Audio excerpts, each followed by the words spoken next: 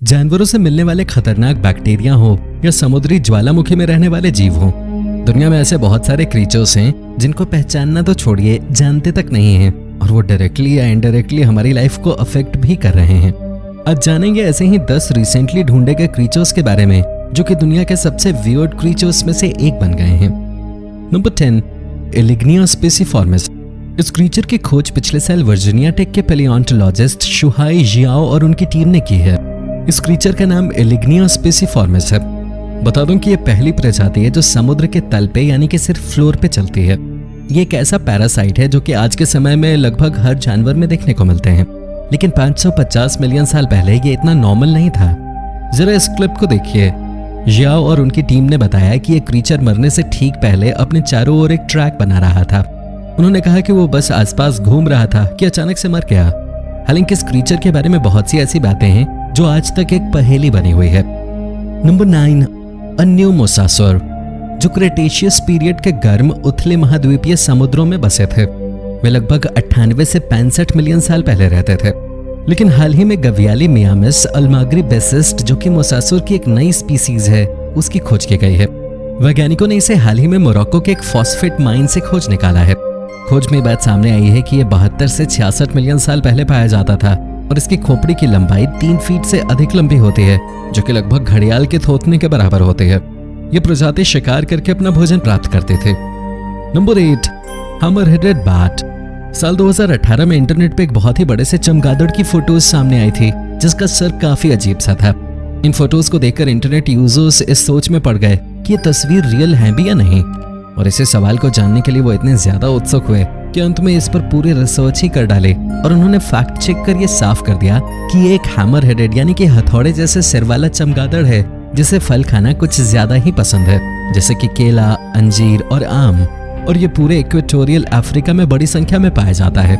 इस चमगादड़ के पंखों का फैलाव लगभग 3 फीट है और इसके पंख मादा चमगादड़ से ज्यादा बड़े होते हैं, और मेल हैमर हेडेड बैट अपनी नाक का इस्तेमाल एक अजीब सी आवाज निकालने में करते हैं जो फीमेल हैमर हेडेड बैट को अपनी ओर आकर्षित करता है। लेकिन यहाँ सबसे डरावनी बात यह है कि ये चमगादड़ अफ्रीका की उन 3 चमगादड़ों की प्रजाति में से एक है जो कि इबोला वायरस से इन्फेक्टेड है, और इसी वजह से चमगादड़ के नजदीक जाने से ये उसे भी संक्रमित कर देता है। अब साल 2020 में जो हुआ उसके बाद तो चमगादड़ के 50 मीटर की दूरी में जाने के बारे में भी नहीं सोचा जा सकता है। Number 7, 2 finger dinosaur. मंगोलिया में खुदाई के दौरान पैलियोंटोलॉजिस्ट ने हाल ही में ओविराप्टोरसौर जीनस और स्पीसीज की खोज की जिसका वैज्ञानिक नाम ओक्सोकोक्यूवर्सन है। बहुत ही लंबे समय से लुप्त ये ओमनिवोरस डायनासोर लगभग 68 मिलियन साल पहले पृथ्वी पर रहा करते थे। वैज्ञानिकों का कहना है कि ये डायनासोर लगभग 2 मीटर लंबे होते थे और इनकी चोंच ब्लंट यानी बिना दांत की थी, और इनके दोनों ही आर्म्स पर घने पंख, खूंखार नाखून तथा 3 उंगलियां होती थीं जो इसे दूसरी प्रजाति से काफी अलग करती है। रिसर्चर्स ने 4 और ओक्सोकोक्यूवर्सन की खोज घोंसलों के साथ की है जिससे इस प्रजाति के सामाजिक व्यवहार का पता चलता है। Number 6, a new wasp species.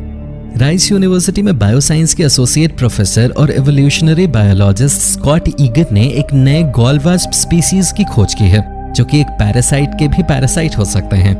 उन्हें ये क्रीचर अपने ह्यूस्टन टेक्सास एरिया में स्थित लैब के सामने मिला।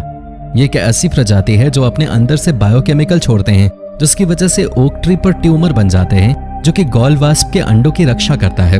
यहाँ हम जिस स्पीसीज की बात कर रहे हैं वो एलोरहोगा स्पीसीज में 4 नई प्रजातियों में से एक है, जिसे ईगन और उनके कलीग्स ने हाल ही में पब्लिश हुए journal insect systematic and diversity में बताया है। और सबसे अजीब बात यह है कि एलोरहोगस कैलिफोलिया दूसरे वास्प के गॉल्स में जाके अंडे देती है। नंबर 5, अफ्रीका वेडिंग माइस। अफ्रीका वेडिंग माइस दलदल और नदी में रहने वाले चूहे हैं जो ईस्ट अफ्रीका के ट्रॉपिकल फॉरेस्ट यानी उष्णकटिबंधीय वन में पाए जाते हैं, और ये आम चूहे से दिखने में काफी बड़े होते हैं। इनके लंबे पैर और लंबी मूछें होती हैं और ये उथले पानी में शिकार करते हैं।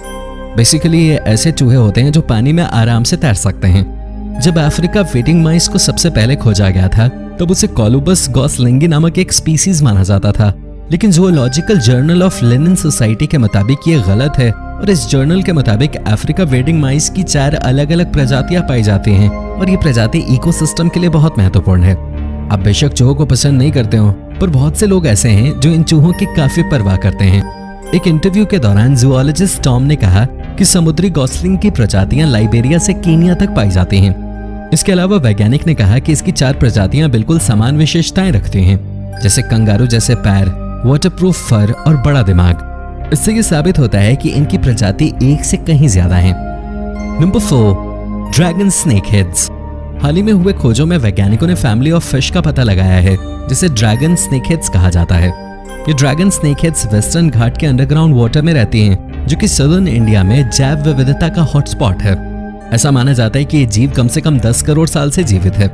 लंबी उम्र के बावजूद शायद ही कभी ऐसा हुआ हो कि वहां के समुदाय के लोगों को यह मछली मिले हो, क्योंकि आमतौर पर यह मछली सतह पे तभी आती है जब बारिश के कारण वहां बाढ़ आ जाती है।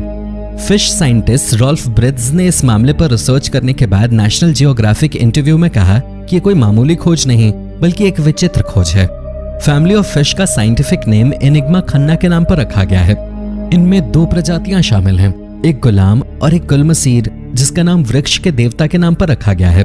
ड्रैगन स्नेक हेड्स की पसलियां काफी छोटी होती हैं और उनके तैरने वाले पंख भी छोटे होते हैं। Number 3, Wakanda fish. साल 2019 में एक स्कूबा ड्राइवर ने एक नई प्रजाति की मछली की खोज की। उसका नाम उन्होंने सेरेलाब्रस वकांडा रखा और सबसे मजेदार बात तो यह है कि इस मछली का नाम मार्वल की एक फिक्शनल मूवी ब्लैक पैंथर के नाम पर रखा गया है। वैज्ञानिकों के मुताबिक ये मछली 2.4 इंच लंबी यानी कि 6 सेंटीमीटर लंबी है, जिसके फिन्स गहरे बैंगनी रंग के हैं और इसका सर पीले रंग का है। वकांडा फिश वाटर सरफेस से 200 फीट नीचे ईस्ट ऑफ जंजीबार तंजानिया के कोरल रीफ में पाई गई थी। इस जगह पर रोशनी 9 के बराबर आती है। इसके अलावा ये इतनी गहराई पर है कि यहाँ जाना बेहद मुश्किल है। डीएनए एनालिसिस से ये बात साफ हो गई है कि जो नई प्रजाति मछलियों की पाई गई है वो जेनेटिकली यूनिक है। नंबर 2, अ मिलीपीड स्पीसीमेन। रावनल साउथ कैरोलिना में स्थित कौला इंटरप्रिटेटिव सेंटर के एक स्टाफ मेंबर टेस मूडी को एक ऐसा मिलीपीड स्पीसीमेन मिला जिसे 2018 में पहचाना नहीं जा सका, तो उन लोगों ने उस मिलीपीड की फोटो खींच मदद के लिए फोटो इंटरनेट पे पोस्ट कर दी। इन फोटोज को एंटोमोलॉजिस्ट भी देखकर काफी हैरान हो गए। वर्जीनिया टेक्स के डॉक्टर जैक्सन मीन्स ने मूडी से कांटेक्ट किया और बताया कि ये क्रीचर एक अननोन स्पीसीज का है। डॉक्टर जैक्सन और मूडी कई बार काका गए ताकि वो उसके जैसे एक और मिलीपीड स्पीसीमेन को ढूंढ सकें, पर उन्हें इस काम में सफलता इस साल के जून महीने में मिली। तब जाकर वे इस बात की पुष्टि कर पाए कि ये मिलीपीड सच में एक अनआइडेंटिफाइड स्पीसीज का है। Boston courier Charleston country parks and recreation commission के कोऑर्डिनेटर कीथ मकलॉफ ने इंटरव्यू के दौरान कहा कि मूडी की खोज से सब काफी एक्साइटेड हैं। उन्होंने कहा कि एक नई स्पीसीज की खोज करना, वो भी एक ऐसी जगह से जहां पहले भी काफी अच्छी तरह से खोजबीन की जा चुकी है, वाकई में ये काफी कठिन काम है। उस क्रीचर का नाम रखने का जिम्मा मूडी को दे दिया गया है। हालांकि उन्होंने उस क्रीचर का नाम क्या रखा है इस बात का जिक्र नहीं किया गया है।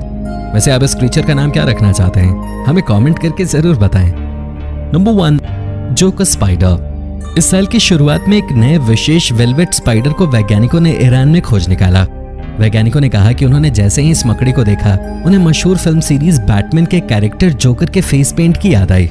स्पाइडर रिसर्चर्स ने हाल ही में पब्लिश हुए जर्नल आर्थ्रोपोडा सेलेक्टा में इस जोकर स्पाइडर के बारे में बताया, जो मेडिटेरेनियन के बाहर पाई गई है।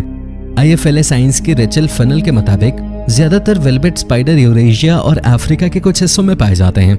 अब तक केवल 2 अल्फा निक्सी प्रजाति पाई गई है और वैज्ञानिकों के अनुसार ज्यादातर ये मकड़ी जमीन के अंदर रहती है।